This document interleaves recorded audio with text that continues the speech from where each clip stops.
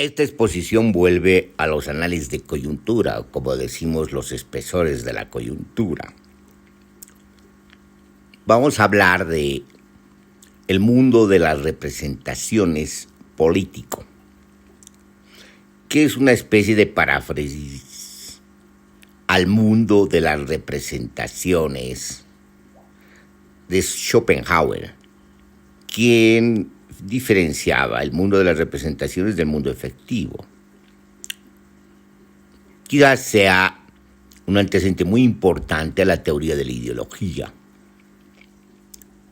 que nosotros consideramos la máquina del fetichismo o la máquina de la fetichización.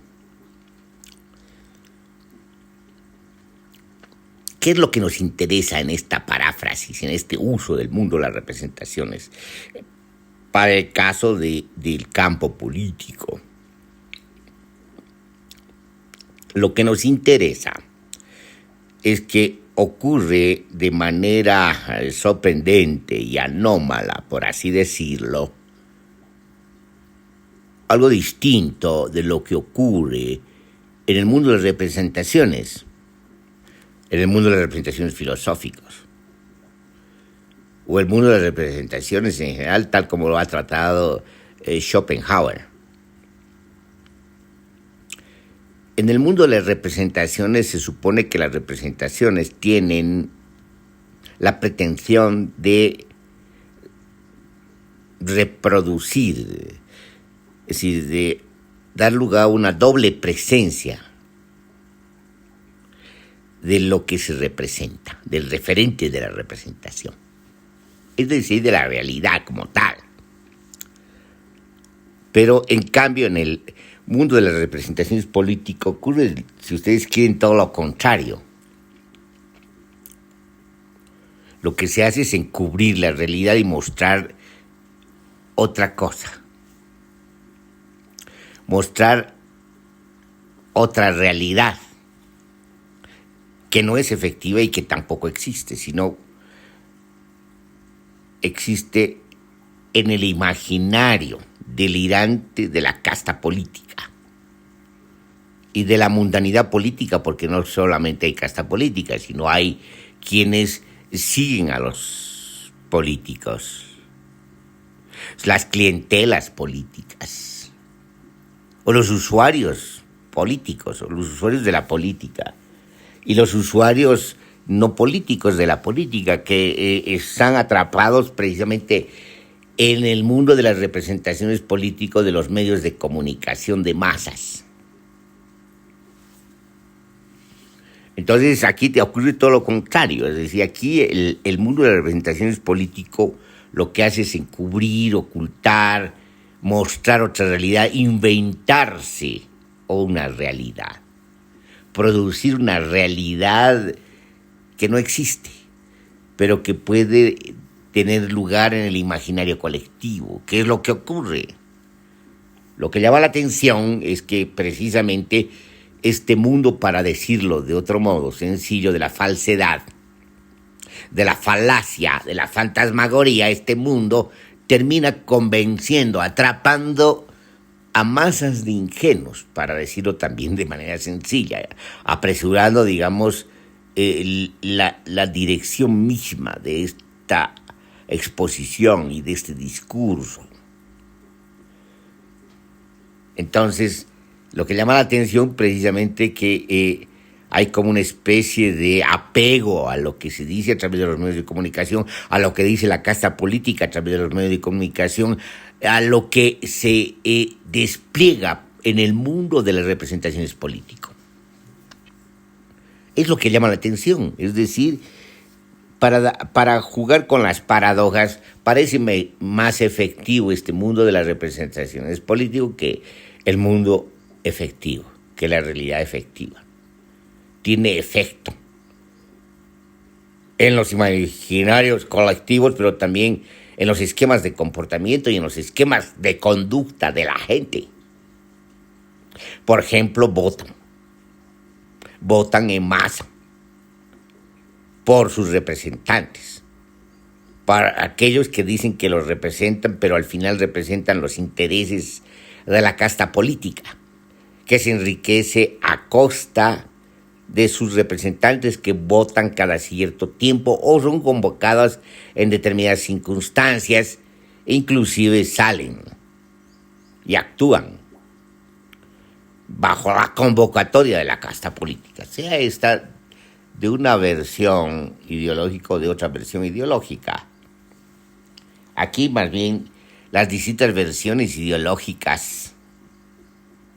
y estamos siendo magnánimos a hablar de ideología en formaciones discursivas maltrechas, fragmentadas, en bricolajes discursivos de las expresiones políticas de la contemporaneidad, que son expresiones lamentables desde el punto de vista incluso de la narrativa ideológica. Entonces, estamos ante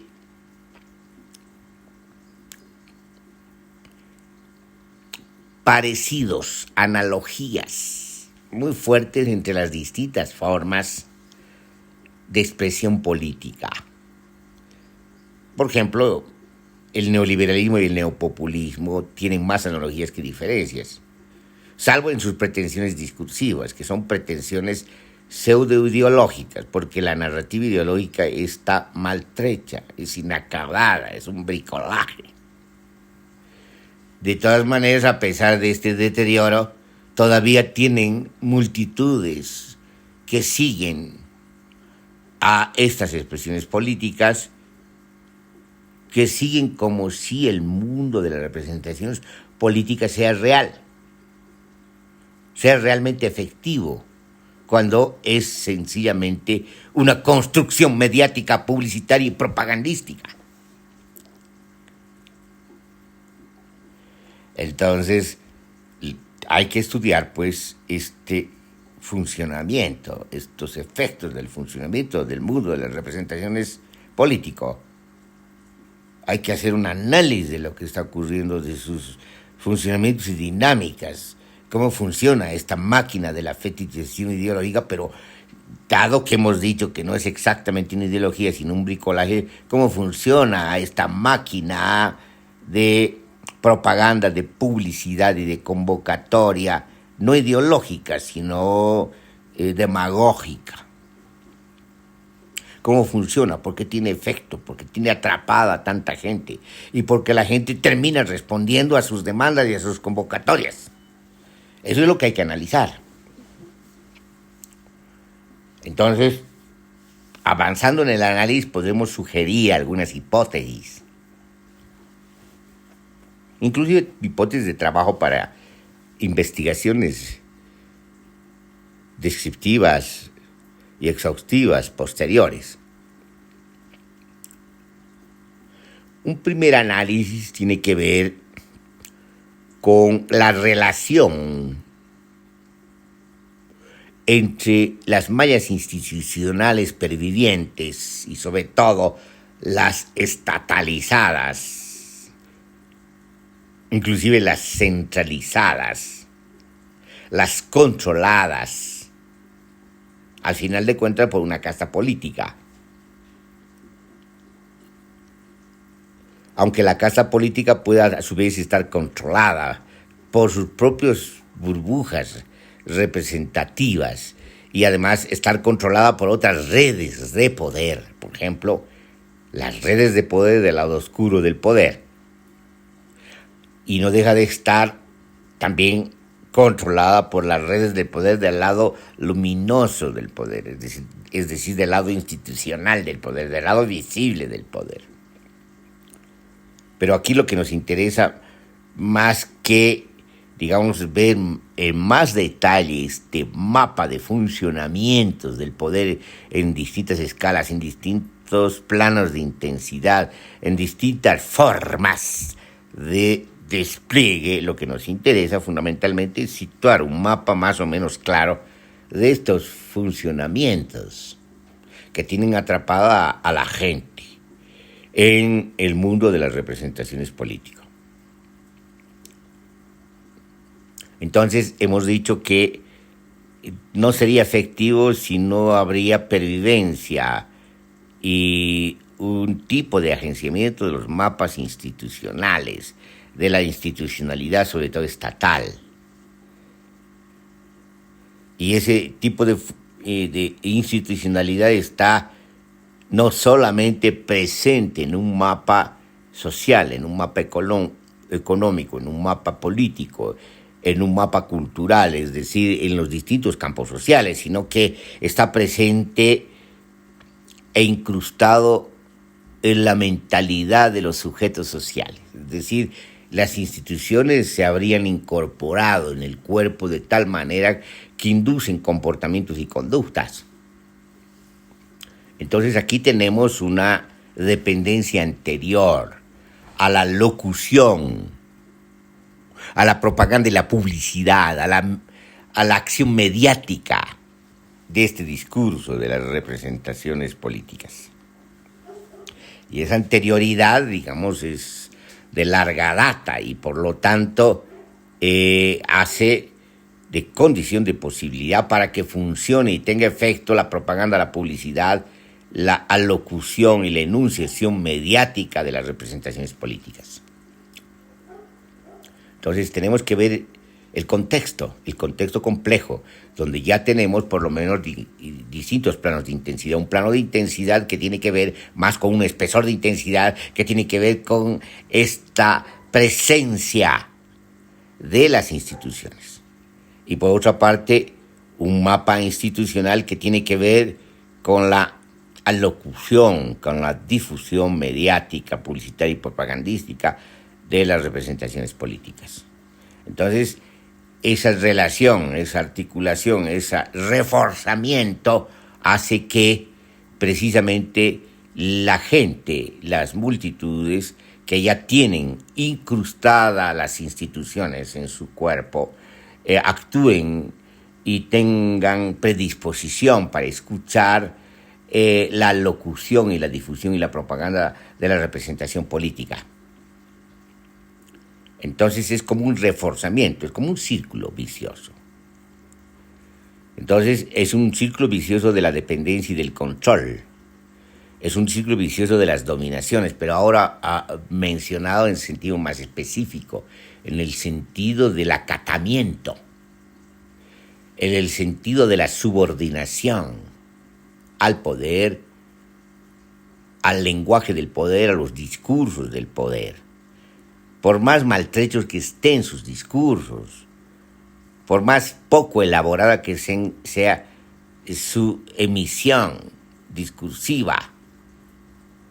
por más bricolaje que sea el discurso de la casta política. Entonces hay un acatamiento de parte de la gente, escucha como si fuera realidad, recibe la información o la desinformación o la contrainformación como si fuera una realidad y al recibirla, digamos, actúa en consecuencia. ¿Pero en consecuencia de qué? No solamente del discurso, sino en consecuencia de su propia dependencia, de su propia subordinación, de su propia esclavitud. Porque esta es una condición de una esclavitud de la modernidad tardía. Esta colonización de las mentes,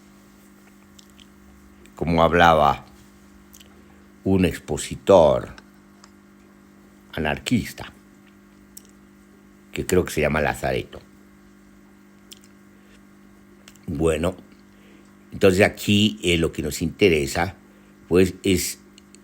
tratar de visualizar, por lo menos poner en evidencia, visualizar, hacer visible estas dinámicas, estos funcionamientos, estos engranajes de las máquinas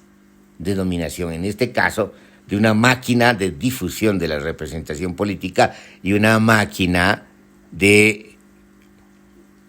consolidación, de captura de las instituciones respecto de los cuerpos, con una anterioridad antelada, con la anterioridad que se puede seguir en las historias de vida. Entonces es como un reforzamiento y una repetición. El comportamiento, es decir, la conducta, la actitud que responde al mundo de las representaciones es la actitud que responde desde adentro. desde esa estructura subjetiva de dominación, desde esa estructura de poder incrustado en el cuerpo, que induce comportamientos, conductas y acatamientos. Entonces, hay una esclavitud antelada, hay condiciones de posibilidad institucionalizadas de esta esclavitud moderna, y hay obviamente un discurso que habla a esclavos, a orejas de esclavos, a oídas de esclavos, que están predispuestos precisamente a aceptar esos discursos como si fueran verdad. Y por lo tanto actúan en consecuencia de lo que quiere el discurso, pero muchas veces no actúan en consecuencia de lo que quiere el discurso, sino actúan en consecuencia de lo que ya está inscrito como vectores de conducta y de comportamiento en sus estructuras subjetivas. Entonces ahí podemos ya hablar de una especie de círculo vicioso de la dominación y de la dependencia, bajo la sombra, porque dan sombra, de aparatos ideológicos, pero también bajo la sombra de aparatos de representación política, y sobre todo bajo la sombra consolidada de estas instituciones que tienen su historia, que tienen su tradición, que tienen su peso, que tienen su legitimidad constitucionalizada, por lo menos en las constituciones más tradicionales, más antiguas, que son las que se acatan, no las constituciones nuevas, que son las que no se acatan. Por ejemplo, no se acata la constitución política del Estado plurinacional, comunitario y autonómico de Bolivia. Entonces, pero aquí lo que llama la atención precisamente es eso, es decir, estamos ante este círculo vicioso de las dominaciones, del acatamiento, del control y de la subordinación, que tiene su mapa de efectos, tiene su mapa de engranajes, su mapa maquínico en los aparatos mediáticos, de la difusión de la representación política, y en el mapa de las instituciones, y en la malla de las instituciones. Entonces, estamos, por una parte, ante un círculo vicioso, o ante círculos viciosos, que tienen, digamos, su duración en términos de tiempo, de historia reciente, su historia mediana y historia larga, porque de alguna manera la dominación hay que seguirla en sus genealogías. Por ejemplo, en su genealogía colonial, en su genealogía republicana, en la genealogía de la historia reciente. Pero también tiene su presencia en un presente locutivo, en un presente de imágenes mediáticas, en un presente audiovisual, televisivo, que permanentemente invade las habitaciones, y obviamente invade a través de los sentidos de la gente, de los sujetos, de los cuerpos, que están constantemente escuchando y bombardeados, y están constantemente recepcionando a partir de estas estructuras de poder ya incrustadas en su propio cuerpo.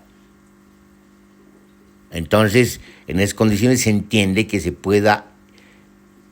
imponer una farsa, que se pueda dar lugar a la impostura política, que se pueda dar lugar a una farsa grotesca y a una impostura grotesca de la política, es decir, un teatro político que adquiere ya connotaciones no de comedia, sino de comedia grotesca, y que se tome como si fuese algo que tenga que ser por lo menos tomado en cuenta. Mucha gente aprecia este teatro grotesco de la política como si fuera una astucia criolla, como si fuese parte de la viveza, y por lo tanto de alguna manera es aplaudida, lo que quiere decir que la gente que sigue, la masa que le sigue a la casta política, es una gente que ya está viciada, que está contaminada por redes de relaciones clientelares y está contaminada por los propios prejuicios ya difundidos no solo por la casta política, sino por las tradicionales castas políticas, por la tradición de las castas políticas, pero sobre todo ya está difundido a través de las instituciones que se han incrustado en sus cuerpos. Pero más que instituciones estatales, aquí en este caso, instituciones de cierta semicultura que se encarga precisamente de difundir determinados sentidos comunes, perversos, que precisamente acepta la realidad cruda y no la realidad efectiva. La realidad cruda, y la realidad cruda sería esa verdad donde el vivo es el que vale, el astuto es el que vale, y lo que aquí de lo que se trata es de imponerse sobre los demás, y las tácticas tienen que ver con el engaño, y los engaños tienen que ver con las astucias. Fíjense, estamos precisamente ante la proliferación de sentidos comunes que están difundidos en gente y en la multitud, y ahí está el problema de la dependencia de la sociedad y de los pueblos respecto a las castas políticas está ahí. Es decir, son dependientes porque son esclavos. Y la esclavitud moderna tiene que ver precisamente con esta forma de anclarse de las instituciones, pero también esta conducta que no acude a la resistencia, sino acude al acatamiento, a la subordinación, a la aceptación de la esclavitud, a la aceptación de los amos modernos, que obviamente son distintos a los amos antiguos. Los amos modernos son la casta política. Los amos modernos son las presencias perversas de las clases dominantes. Entonces, se forma, por así decirlo, un mundillo dentro del mundo. O sea, un mundillo dentro del mundo efectivo, pero sobre todo un mundillo dentro del mismo mundo, acotado de las representaciones. Este mundillo tiene que ver con el mundo de las representaciones político. Y este mundo tiene que ver con lo que hemos dicho, es decir, con las instituciones ancladas, con las instituciones incorporadas en el cuerpo, con las instituciones legitimadas jurídica, y políticamente, las redes de comunicación, los aparatos ideológicos de los medios de comunicación, los sentidos comunes perversos que se han asumido de manera proliferante en las muchedumbres dependientes, controladas y esclavizadas por estas atmósferas mediáticas de propaganda y de publicidad. Entonces hay un mundillo, y en ese mundillo hay una reproducción perversa del mundo de las representaciones políticas, y hay una reproducción de las relaciones de dominación donde la casta política se reproduce, y reproduce su dominación, reproduce su poder, el ejercicio de su poder y el privilegio que tiene a partir del ejercicio del poder y la situación que ocupa y el lugar que ocupa en el contexto piramidal del manejo de los instrumentos y las máquinas y los engranajes del poder. Entonces tenemos un mundillo donde hay complicidad de parte de la gente que está colonizada mentalmente por los medios de comunicación, por los aparatos ideológicos, por la emisión de esta forma discursiva falsa de la casta política, de información, de contrainformación, una especie de círculo vicioso de la contrainformación, de la desinformación y de los prejuicios. Es decir, tanto casta política como gente de seguidores o clientelas terminan precisamente comprometidas en una relación perversa que reproduce un mundillo, el mundillo de la política, pero de la política ordinaria, de la politiquería, de la política ordinaria, es decir, de aquella política que precisamente hace esto, es decir, usa la trivialidad y la banalidad, prolifera la banalidad y la trivialidad cultural para precisamente circunscribir un mundillo, delimitar un mundillo, clausurar un mundillo y en ese mundillo reproducir estas perversiones, tanto representativas como institucionales, tanto representativas como en la praxis política. Entonces, ahí podemos tener una primera explicación de lo que está pasando. Y por lo tanto, de este teatro político que ha terminado no solamente siendo un teatro político de la comedia grotesca, sino un teatro político perverso, de dominaciones escandalosas y descarnadas que terminan afirmando de manera descarada representaciones falsas, representaciones endémicas primero del mundillo, segundo del mundo y tercero del mundo efectivo. Entonces, al hacerlo, terminan, digamos, enclaustrándose en sus propias burbujas políticas y terminan hacinados, sobre todo hacinadas las multitudes en estas burbujas políticas, porque las burbujas políticas no tienen, digamos, consistencia más allá de sus propias burbujas y por lo tanto están aislados a sí mismos, están como encaracolados y por lo tanto esta esclavitud termina también esclavizando a la casta política porque nadie sale del mundillo y el mundillo en realidad termina siendo como una cárcel porque está alejada y está ajena al mundo efectivo, a las praxis del mundo efectivo, a las dinámicas del mundo efectivo.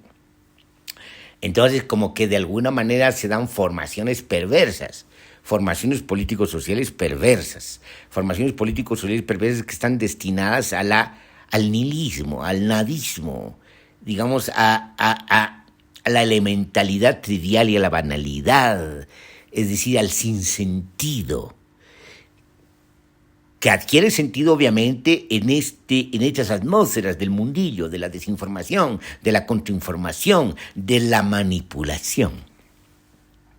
Entonces ahí podemos explicarnos por qué, digamos, hay una persistencia, porque hay, digamos, burbujas grandes que abarcan a gente que ya está comprometida, está esclavizada y colonizada por la publicidad, la propaganda, la difusión y sobre todo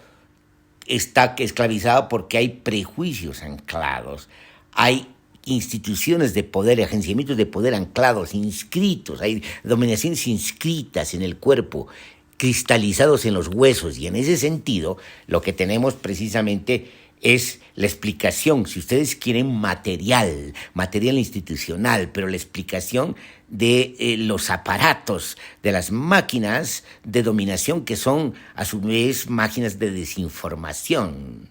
máquinas de reproducción de prejuicios, máquinas que terminan precisamente creando una proliferación de sentidos comunes perversos que afincan e inciden en los comportamientos y conductas de la gente como si esos objetivos, esas finalidades de estos sentidos comunes perversos tengan algún horizonte cuando no lo tienen. Es decir, por eso, digamos, lo que llama la atención es los niveles de la decadencia al que ha llegado la modernidad tardía. Es decir, y sobre todo estas formaciones políticas tardías, y no solamente en los países periféricos, sino también en los países centrales, pero también en los países de la bisagra, es decir, de las llamadas potencias emergentes. Es decir, se ha caído en esta decadencia. Obviamente, esta decadencia adquiere singularidades dependiendo de los contextos nacionales. En el caso de Bolivia, estos contextos son alarmantes por el alcance no solamente de la decadencia y de la degradación institucional y de la degradación ético-política de la casta política, ético-moral de la casta política, sino por los niveles de la diseminación institucional, de la diseminación subjetiva, en la medida que se han perdido los valores y sobre todo se ha perdido la capacidad de crear nuevos valores. Lo que se tiene es, si ustedes quieren, para decirlo, usando el lenguaje paradójico antivalores. Entonces, esta es una primera explicación de eso que hemos llamado el funcionamiento del mundo de las representaciones políticas. Nosotros quedaríamos aquí en esta exposición esperando la continuidad, como siempre decimos, de estos temas en otras exposiciones.